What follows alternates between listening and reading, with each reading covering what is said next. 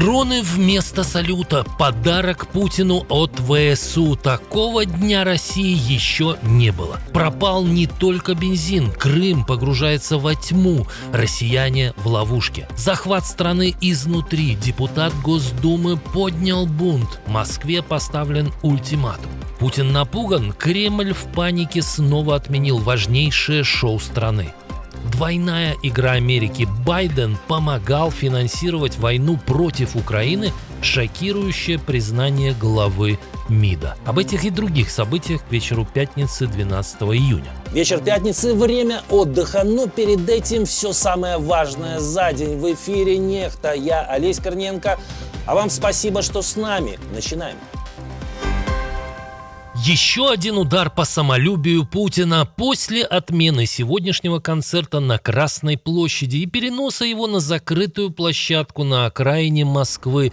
Стало известно еще об одном унизительном для Кремля событии, вернее, о его отсутствии. Правительство России перенесло главное авиашоу страны на следующий год. Международный авиакосмический салон в Жуковском считался одной из главных витрин российской авиации и проводился с 1993 года, но после 2021 его больше не удавалось провести в обычном формате. Последние годы выставка существовала лишь в виде роликов и онлайн-презентаций. Официально причины новой отмены не называются. Может, у Москвы так и не получилось получить согласие на проведение мероприятия у Зеленского и Мадьяра. Кстати, заметили парадокс? Во всех странах массовые мероприятия отменяют из-за плохой погоды и только в России из-за хорошей. В Симферополе закончился не только бензин. Ночью в городе пропало и электричество. По данным Осинт-каналов, после атаки дронов тут произошел блэкаут. Под удар могла попасть местная ТЭЦ. В сети появились кадры со вспышками, звуками взрывов и пожаром в районе станции. Взрывы также слышали в ряде других районов Крыма. День России начался с незапланированных салютов. Взрывались в основном предприятия нефтехимии. Украинские беспилотники атаковали сразу несколько крупных предприятий в различных регионах страны-агрессора. 58 раз ударил.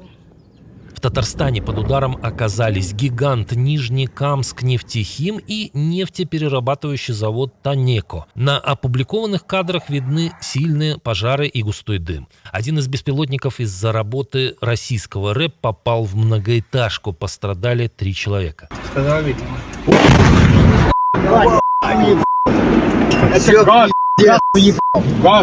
Еще одной целью стал завод Тольятти-Каучук в Самарской области. Решила глянуть и наблюдаю вот такую картину. После таких фейерверков в Нижнекамске отменили праздничные мероприятия ко Дню России. При этом Минобороны РФ заявила, что за ночь силы ПВО якобы сбили 231 украинский беспилотник. И настоящая сенсация. Индия покупала российскую нефть после начала полномасштабной агрессии против Украины по просьбе Вашингтона. С таким неожиданным заявлением выступил глава индийского Министерства иностранных дел. В то время США специально попросили Индию покупать российскую нефть для стабилизации нефтяного рынка. Индия действительно резко нарастила покупку российского сырья после февраля 2022 года. Получается, администрация Байдена вела двойную игру. Нью-Дели, несмотря на все западные санкции, все еще остается одним из крупнейших покупателей черного золота из РФ. На этом фоне министр раскритиковал американские ограничения. Я покупаю нефть, исходя из стоимости и доступности. Давайте не будем делать вид, что здесь замешаны какие-то великие принципы. Я не думаю, что стоит превращать это в лицемерие. Ну и правда, какие там принципы? Москва просто убивает тысячи украинцев и разрушает целые города. Деньги на бомбы она получает от нефти. Американские аналитики раскрыли замысел Киева. В Институте изучения войны отметили, что за последнюю неделю под удары попали не менее 5 ключевых переправ между оккупированной Херсонской областью и Крымом. Аналитики считают, что Украина последовательно бьет по маршрутам, через которые Россия перебрасывает топливо, боеприпасы и технику на юг фронта, чтобы сорвать новое наступление. Получается, украинские защитники сорвали зимний и весенний рывки Путина, а теперь хотят и с летним поступить так же. Ну, никакой жалости к великому геополитику и стратегу. Президент США нажал на тормоз. Дональд Трамп заявил, что отменил уже запланированные очень сильные удары по Ирану, потому что неожиданно переговоры продвинулись вперед. Мы только что заключили отличное соглашение по войне с Ираном, и это здорово. Фондовые рынки выросли на 1000 пунктов. Это значит, что им нравится сделка. По словам американского президента, основные параметры сделки уже согласованы, а окончательный документ может быть подписан в ближайшие выходные. Трамп допустил, что это может произойти в Европе, а от Вашингтона участвовать может вице-президент. В Тегеране выражаются более сдержанно. В последние несколько дней они снова попытались навязать ряд необоснованных требований и просьб. Исламская республика Иран, безусловно, показала как в дипломатии, так и на поле боя, что она ни в коем случае не сдастся незаконным условиям и требованиям другой стороны. Но при этом официальный представитель Министерства иностранных дел Исламской республики Исмаил Багаи де-факто подтвердил, что ключевые положения мирной сделки с США практически согласованы. Илон Маск снова попал в историю. По данным Reuters, он стал первым человеком, чье состояние превысило отметку в $1 триллион. Это стало возможно IPO, которое провела SpaceX. Компания разместила на бирже более $500 миллиарда акций. Рыночная стоимость компании сразу достигла почти $2 триллионов, а это автоматически резко увеличило и состояние ее основателя. Состояние второго по уровню богатства человека, сооснователя Google Ларри Пейджа, отстает от Маска на каких-то 700 миллиардов. Украинские дроны заставили Россию пылать, но баланс сил может измениться. Об этом пишет Политика. Неназванный высокопоставленный чиновник в Киеве заявил изданию прямо. Окно возможностей, как правило, закрывается. Россия действует быстро и инновационно. И если мы дадим им время снова адаптироваться, мы можем упустить единственный реальный шанс положить конец этой войне с помощью настоящих переговоров. А если Россия изобретет собственные беспилотники средней дальности, это будет для нас катастрофой.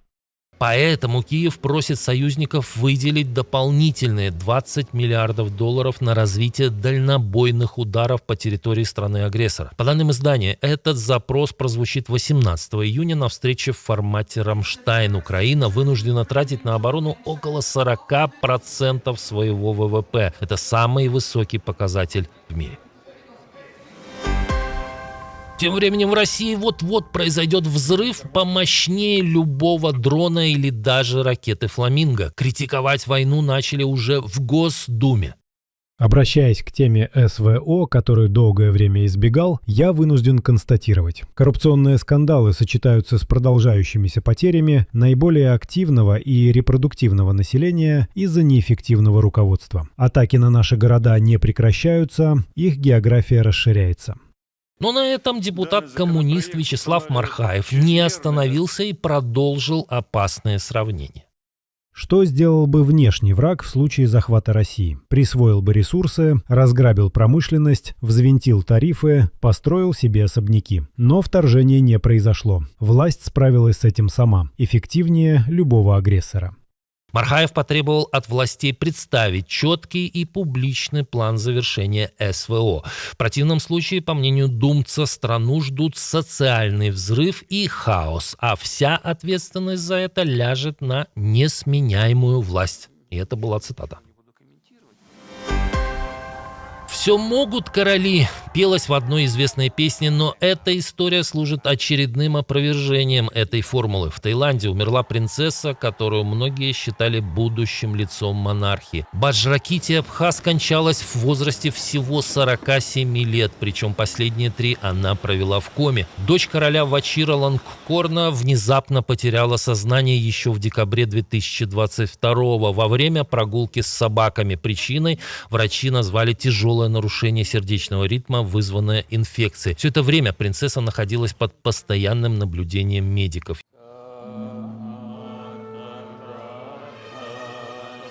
Ее смерть обострила вопрос о престолонаследии. 73-летний король до сих пор официально не определил преемника. Многие считали именно дочь от первого брака наиболее подходящей кандидатурой на роль будущей королевы или регента. 4 сыновей от второго брака король давно отверг, а сына от третьей жены мало кто считает серьезной кандидатурой в наследники. В Северной Америке стартовал чемпионат мира по футболу, самый масштабный турнир в истории этого спорта. Впервые мундиаль принимают сразу 3 страны – США, Канада и Мексика. За месяц болельщиков ждут 104 матча в 16 городах, а на поле впервые выйдут сразу 48 сборных вместо привычных 32. Среди дебютантов Узбекистан, Иордания и Кабо-Верде. Турнир уже вошел в историю еще до финала. Он стал крупнейшим по числу участников, матчей и городов-хозяев, а финальную точку поставят 19 июля на стадионе MetLife под Нью-Йорком. И о погоде. Ехать в Крым соотечественникам не советуют уже даже российские военкоры. Пропагандист Дмитрий Стешин фактически призвал отменить курортный сезон на оккупированном полуострове. Чтобы потом не бегать, не хвататься за голову, не выпрашивать переговоры, не подтягивать каких-то мразей из международных гуманитарных организаций, чтобы спасти людей, которые там застряли в зоне боевых действий. Оказаться в Крыму – это оказаться в ловушке этим летом. Призыв прозвучал в эфире радио «Комсомольской правды». Интересно, дадут ли его в печатной версии издания, учитывая, что «Комсомолка» — это любимая газета Владимира Путина. Спасибо, что досмотрели до конца. Увидимся уже утром.